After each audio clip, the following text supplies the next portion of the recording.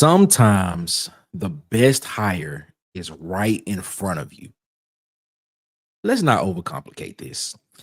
Ladies and gentlemen, welcome to Water Cooler Talk Sports. My name is Nick Frazier. If this is your first time here at Water Cooler Talk Sports, please hit the subscribe button, hit the like button, comment, share the video using hashtag WCTPod. We appreciate you so much for coming around the water cooler here with us here at Water Cooler Talk Sports and giving us a like, giving us a listen, and earning your subscribe um, button push. So we appreciate that. But let's get into the show, man. This might be a moot point. Might be a moot point. If you hear reports around Auburn, what I'm about to say right now could be a moot point. But sometimes the best hire is right in front of you. And that's exactly the vibe that Derrick Nix is giving off. Just saying. That's exactly the vibe that Derrick Nix is giving off right now. I mean, since Hugh Freeze has been fired, this offense has been transformational. It has been different. Derrick Nix is doing this in real time. He's doing it under pressure, and he's doing it in a season that has been full of chaos. Storylines that have been coming out of Auburn, it just seems to have been a chaotic season at Auburn. And now when the offensive coordinator gets full control of the offense, we're seeing the offense flourish. I want to talk today why he should stay as Auburn's next offensive coordinator. And I feel very strongly about this after what I've seen on the field, man. The Derrick Nix effect. The Derrick Nix effect. Let's go back in time a little bit to one November 2nd, the day that one Hugh Freeze was fired. Fired after only putting up 3 points against Kentucky. Kentucky, one of the bottom two defenses in the conference, only put up 3 points against them. The next day, Hugh Freeze was out of the door. Now, as people would say, man, a lot of people was waiting on this to happen. A lot of people saw this coming down the road with Hugh Freeze being fired. A lot of people was looking at this and saying, man, what's next? And when a coach is fired, it creates uncertainty. On a previous video, we talked about this. Instability, uncertainty, it creates this. I don't think nobody was expecting this, was expecting Auburn to do anything after this. You're just going to be in a holdover period. You're going to be in a lame duck period. Auburn go through, go through a coaching search, find a head coach. Head coach comes in. Hopefully things changes in the next season. That's what people were looking at. No. Not what Derrick Nix said. Derrick Nix said, hold up, wait a minute. Derrick Nix takes full control of this offense. Once Derrick Nix takes full control of this offense, boom. He's the every down play caller. He's not the first down. There's not somebody doing something on second or third down. He is the every down play caller. Once he gets full control of the offense, we see something that just looked coherent. It looked competent. It looked exciting. It looked energetic. It looked like the players were just bought in. It just looked different.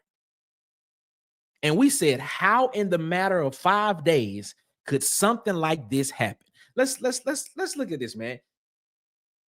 Hugh Freeze is fired against Kentucky. The next week you play Vanderbilt.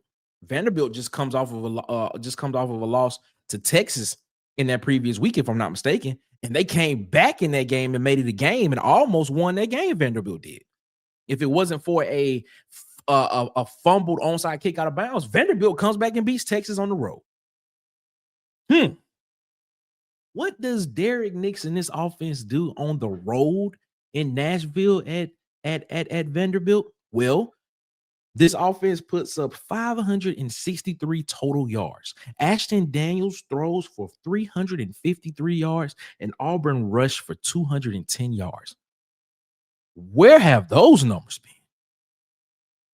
The offense looked fluent. The offense looked coherent. We saw slant routes off of the RPO. We didn't see all the throw up, back shoulder fade, just punch the glass, break the glass, just try to find something that'll work.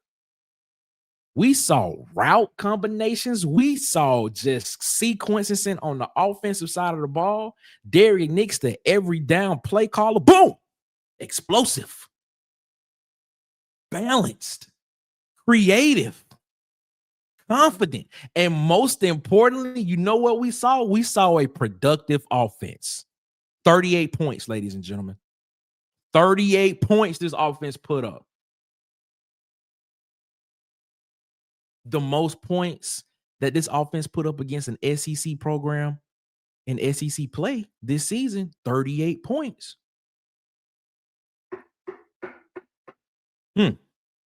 Then you follow that up. You have a bye week, then you follow that up, and then you have the freshman phenom that everybody is waiting to see happen in Deuce Knight step on the field. And what happens there against Mercer? Ladies and gentlemen, 547 total yards, 270 passing yards, 277 rushing yards. That's a balanced day to me. That sounds very balanced. That's a balanced offense. That's a balanced offense. Deuce Knight comes out and has 6 total touchdowns. 162 passing yards. 162 rushing yards. Over 200 passing yards in the game. Jackson Arnold even got a rushing touchdown in this game.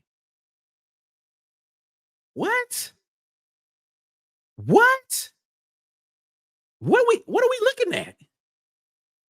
What are we seeing? We ain't seen this all season for real, for real. We haven't seen the play calling. We haven't seen the sequencing. We haven't seen the adjustment. We haven't seen the time management. We haven't seen being able to set something up on the defense, to set something up later on down in the game to your advantage, to be able to help you score points.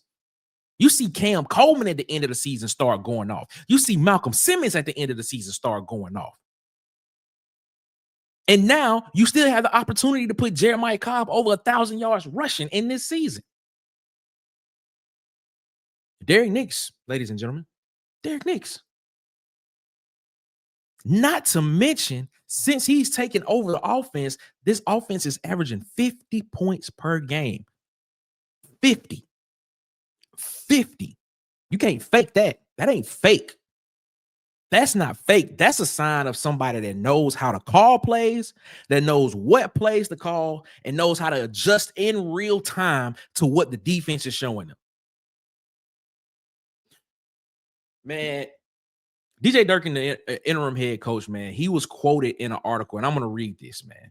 He was quoted in an article as saying this. I quote, "I'm so happy for Derrick Nix. Derrick Nix is a great football coach. He's a great person. And that's a guy taking advantage of his opportunity. He got an opportunity to call plays, and I think we've all seen what he's done here in 2 games. He could not be happier. Tremendous respect for Derrick Nix. He considers him a great friend. They've worked together at multiple places before. He's showing what he's capable of. Words from Coach DJ Durkin, the interim head coach, who's also interviewing in real time for the head coaching job. Ladies and gentlemen, what other words could you get from somebody that is respected in the coaching profession? From somebody that is also going through the same process that he's going through, basically interviewing? If he gets the job, he's basically showing his affection and basically saying, this is the guy that I would ride with because this guy is showing what he can do. He has buy-in.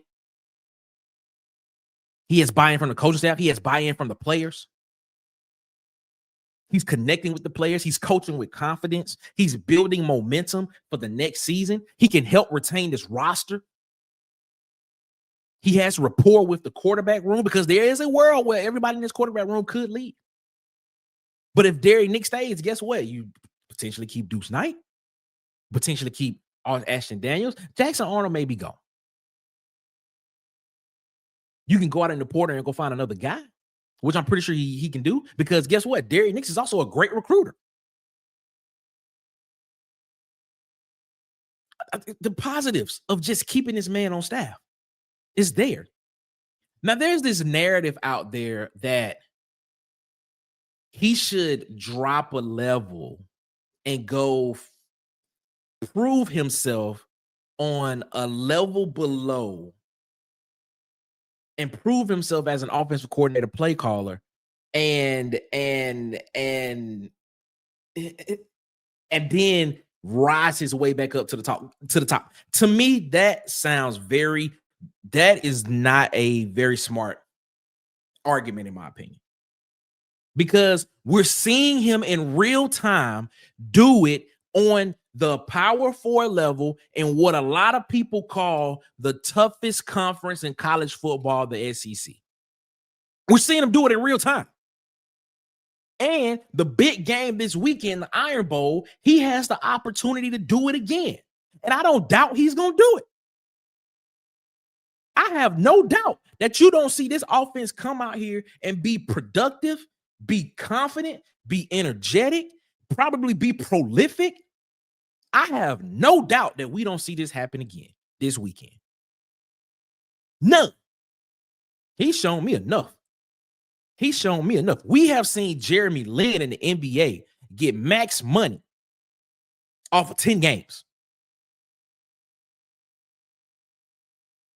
Derrick Nix does not need to go to the SWAC. He does not need to go to the Group of Five, which includes the Sun Belt, the American, the AAC. He does not need to go to any of those places. He's doing it right now in real time in what many people call the toughest conference in college football. He did it on the road against Vanderbilt. He did it against Mercer. And now he has the opportunity to do it against what some say is a really good defense in Alabama in the Iron Bowl this Saturday. And if he does it, which I'm pretty sure he will, it's going to be obvious at that point in time, why are we not considering him to stay as the offensive coordinator at Auburn for whoever is the next head coach? Why is his name not in the conversation? He's already producing. He's already producing at this level. Why does he need to drop a level? He's already producing. We see it. Man.